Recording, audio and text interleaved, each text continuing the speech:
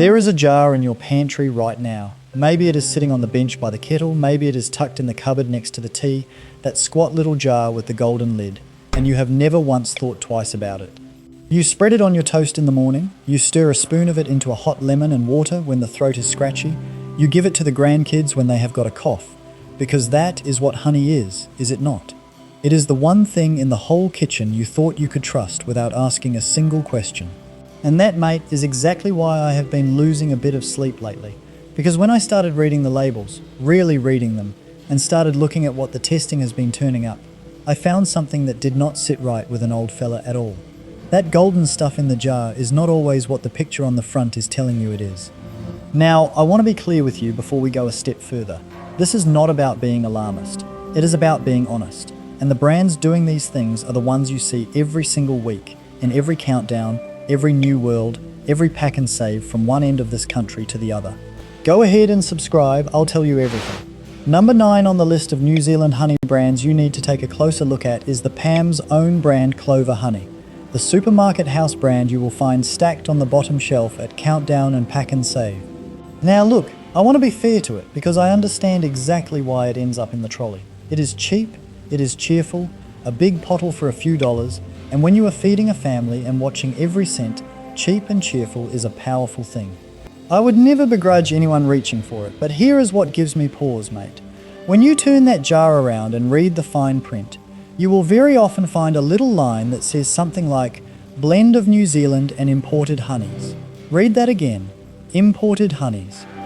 And that phrase is doing an awful lot of quiet work, because once honey is blended across borders, once it is pulled together from drums that came off a ship from who knows where, you have lost the one thing that made honey worth trusting in the first place, which is knowing where it actually came from.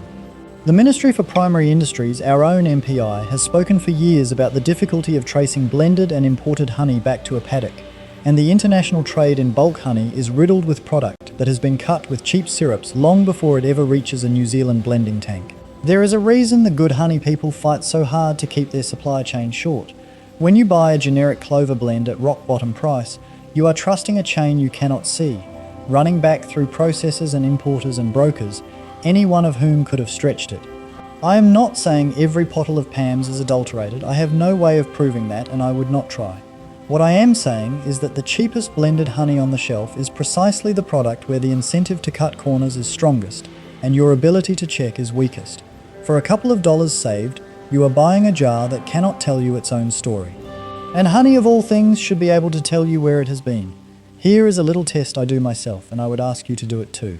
Pick up the cheapest jar and read the whole back panel, every word, and count how many times it tells you something real.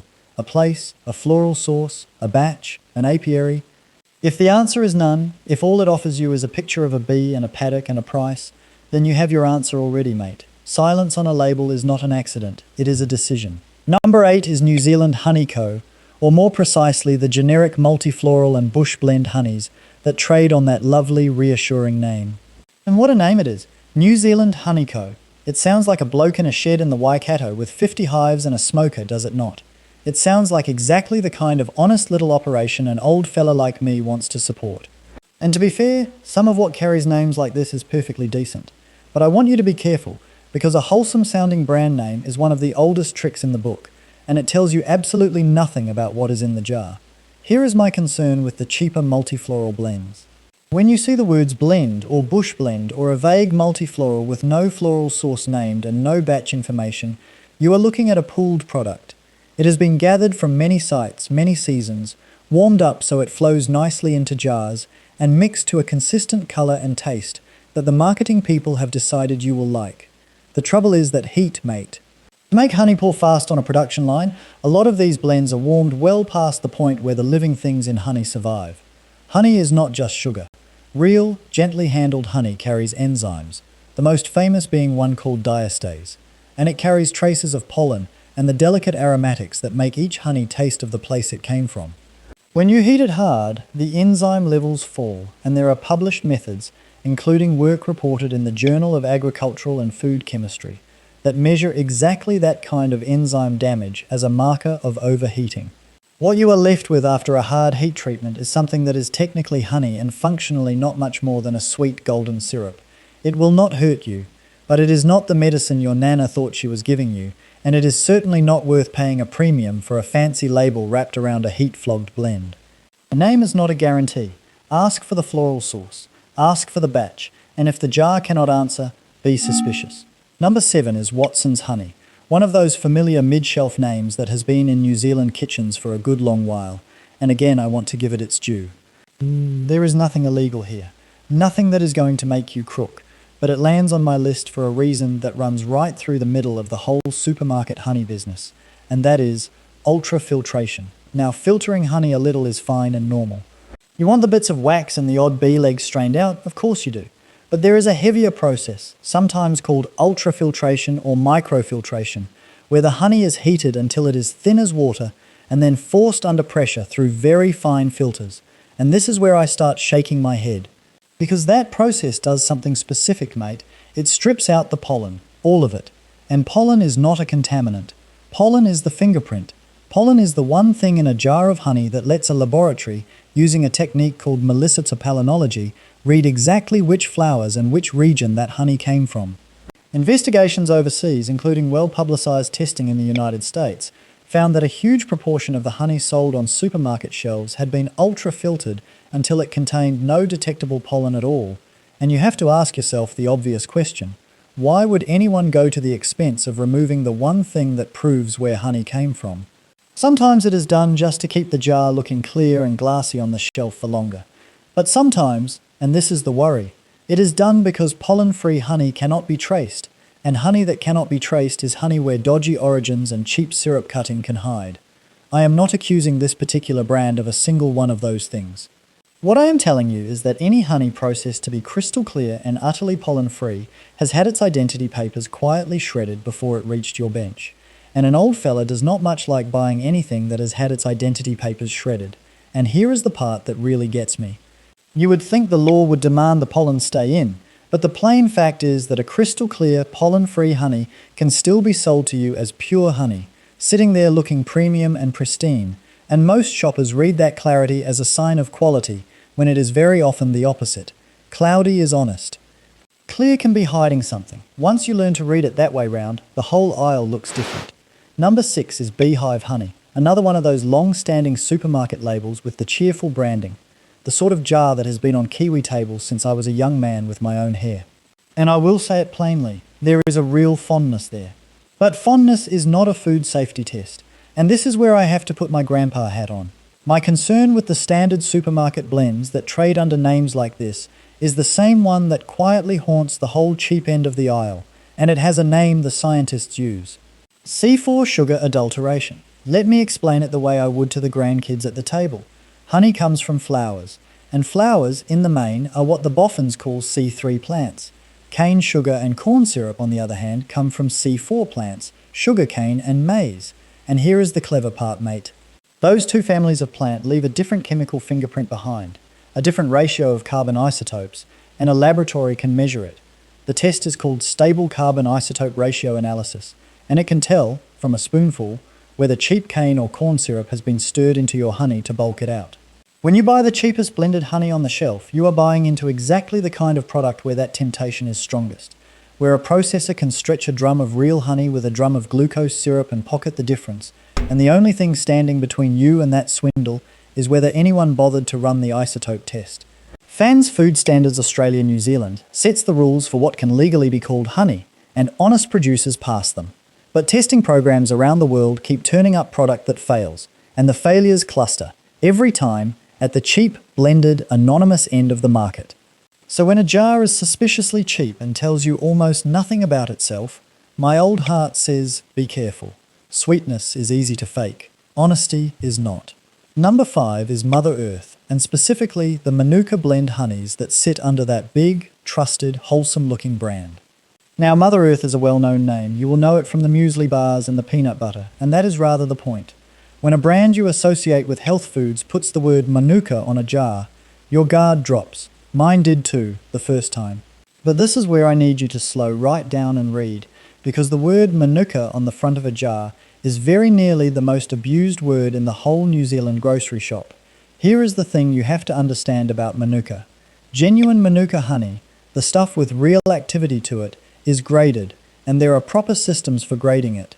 There is MgO, which measures the methyl glyoxal, the actual active compound, in milligrams per kilogram. And there is UMF, the unique Manuka factor, backed by the UMFA, the Unique Manuka Factor Honey Association, which is an independent grading and quality mark.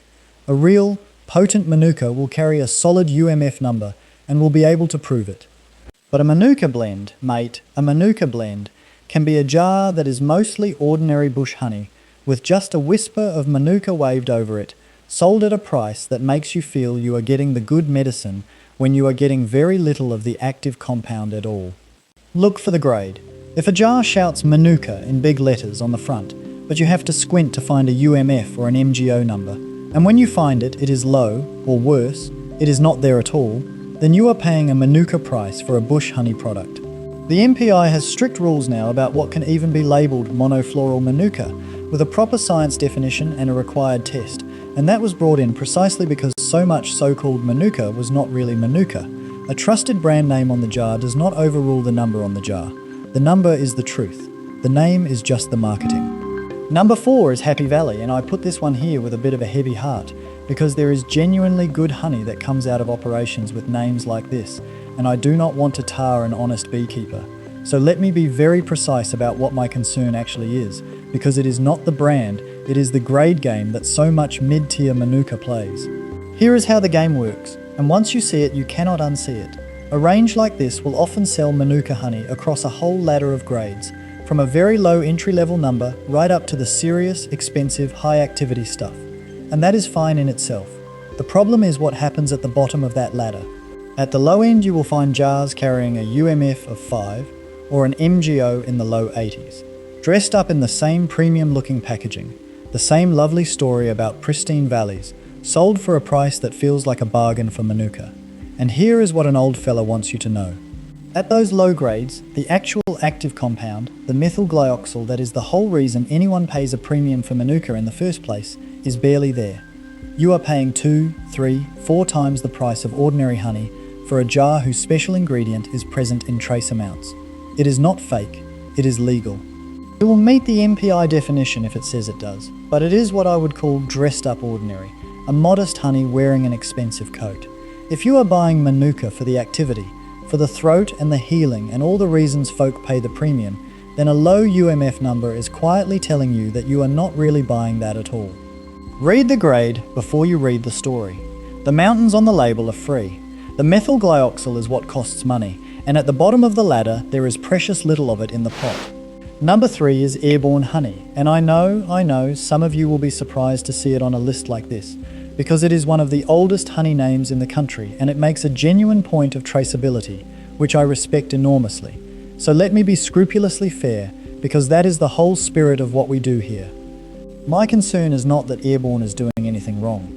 My concern is a broader one about the entire category of clear, filtered, shelf-stable liquid honey that brands like this represent, and I use it as the example precisely because it is a respected name, not a shonky one. When honey is processed to stay runny and clear and pretty in the jar for a year or two, there is very often heat and filtration involved, and the more of both you apply, the more you move away from what honey is in the raw. The living enzymes, measured by that diastase figure I mentioned, are heat sensitive. The pollen, the fingerprint, gets thinned by filtering. Now, a good operator keeps the heat gentle and the filtering light on purpose, and if a brand publishes its processing standards and its pollen counts, that is a very good sign and you should reward it with your custom. But the general lesson stands, mate, and it is this. The clearer, runnier, and more perfectly uniform a honey is, the more it has usually been handled, and handling is the enemy of the good stuff. Real raw honey sets hard. It goes cloudy, it crystallizes in the cupboard, and people have been trained by decades of marketing to think that means it has gone off, when in truth it is the sign that it was barely touched. So I put a respected name here not to shame it but to make the point land. Even at the good end of the shelf, ask how hot, ask how filtered, and understand that convenience in a honey jar nearly always comes at the cost of the very things you wanted the honey for. Number 2 is Arataki honey, another grand old name of New Zealand beekeeping, Hawke's Bay through and through. And once again, I am not here to say the company is crooked, because I have no evidence of that and I would never make it up. I put it at number 2 because it lets me talk about the single most important trap in the whole honey aisle, the one that catches the most good, careful, well-meaning shoppers, and that is the beautiful blend. A big trusted heritage brand will sell you a lovely jar of pure New Zealand honey, or a clover, or a multifloral, with gorgeous branding and a proud history, and it will be a blend. Blended for consistency, blended so that this year's jar tastes like last year's jar, blended across many apiaries and often many regions. And I understand why they do it. The customer wants the same taste every time. But every act of blending is an act of averaging, mate. And averaging is where individuality and traceability, and often quality, quietly drain away. When a honey is the pooled average of 100 sites, no single one of those sites has to answer for itself. The MPI has long acknowledged how much harder blending makes it to trace honey to its true origin, and origin is everything. The finest honey I have ever eaten in my life came from a single site, a single season, from a beekeeper who could tell you the name of the hill the bees flew over. That honey tasted of somewhere. A big national blend tastes of nowhere in particular, by design. It is not adulteration, and it is not a scandal. It is just that a heritage name and a premium price are being attached to a product whose whole nature is to be anonymous and average. And once you understand that even the proudest old brands are mostly selling you the average, you start to see why the real treasure is nearly always found somewhere else entirely. And do not let the heritage story fool you into paying more for it. A century of history on the label does not put one extra drop of anything into the jar. What matters is what is in the pot this season, from where, and whether they will tell you. A proud old name that still cannot name the paddock is, when you strip the sentiment away, selling you the same anonymous average as the supermarket house brand, just in a nicer coat. Number one, the one that troubles me more than all the rest put together, is not really a single brand at all. It is the whole flock of cheap, supermarket so-called Manuka honeys. The ones you will find sitting right there beside the real thing, in the same aisle, wearing the same word in the same bold letters, at a fraction of the price. You know the ones. A jar that trumpets Manuka across the front, $10, maybe $12, sitting a hand's width from a jar of certified UMF Manuka costing 5 or 6 times as much. And the poor shopper stands there thinking, well, it says Manuka on both, so I will save myself $40. Mate, that is the single most expensive $40 you will ever save. Because here is the hard truth. Real Manuka, potent Manuka, is genuinely rare and genuinely dear. The bees only get a short flowering window, in specific places, and the good active honey is fought over. So when you see Manuka at a bargain bin price, one of a few things has happened, and none of them is good. Either it is a blend with a whisper of Manuka and a whole lot of ordinary honey, or it carries a UMF so low the active compound is barely present, or, at the very worst end, it is product that has been stretched with syrup and would not survive the C4 isotope test I told you about earlier.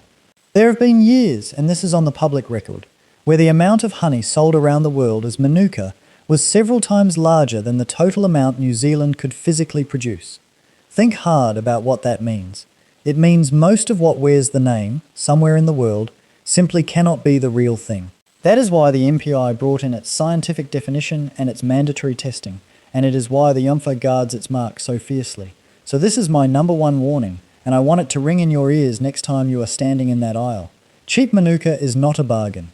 It is the label doing the lying and your good faith paying for it. Subscribe to show that these videos do help and do make sense. Right, that is the hard part done, and I do not like leaving you standing in the aisle feeling like you cannot trust a single jar, because that is not the truth either.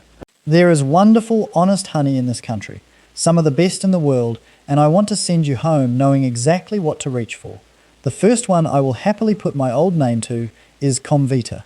Now they are the big player in genuine Manuka, and normally a great big company would make me cautious, but here is why they earn the tick. Comvita grade their Manuka properly. They carry real UMF certification through the UMFA, and they are transparent about the science, the MGO, and the methyl glyoxal levels, right there on the jar for you to check.